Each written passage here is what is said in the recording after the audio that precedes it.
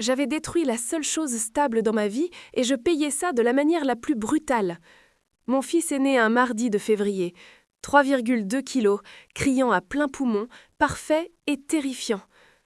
Les infirmières demandaient sans cesse au sujet du père, de la famille, des soutiens. Je n'en avais pas. Elles m'ont renvoyé chez moi au bout de 2 jours avec un siège auto acheté sur Facebook Marketplace et une pile de brochures sur les ressources postpartum. À 3 heures du matin, dans ce studio, je tenais ce tout petit humain qui ne cessait de pleurer et je me suis effondrée. Ce n'était pas censé se passer comme ça. Je l'ai appelé Cole.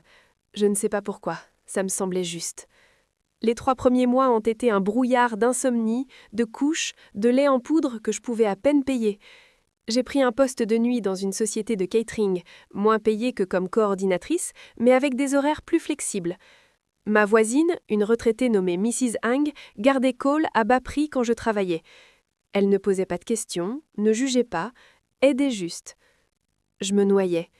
Chaque facture semblait impossible, chaque crise de larmes, chaque étape, chaque petit sourire. Je faisais ça seule. Certains soirs, je m'endormais glacée en pleurant, pensant à l'homme pour qui j'avais tout détruit, un homme qui n'a même pas pris la peine de me bloquer en face. Je pensais à Owen. Dieu, je pensais à Owen sans arrêt. Comment il aurait géré ça? Comment il aurait été debout à 3 heures du matin pour les biberons? Comment il aurait cherché le meilleur lit bébé, lu des livres de parentalité? Comment il aurait été un vrai partenaire? J'ai tout gâché. Pourquoi? Pour un gars qui a disparu? Dès que ça devenait compliqué, je répétais mes excuses dans ma tête pendant ces nuits blanches. Owen, je sais que je ne mérite pas ton temps, mais j'ai fait une erreur, la plus grosse de ma vie. J'ai été égoïste, stupide, j'ai tout brisé. Je ne te demande pas de me reprendre, juste, s'il te plaît, j'ai besoin d'aide.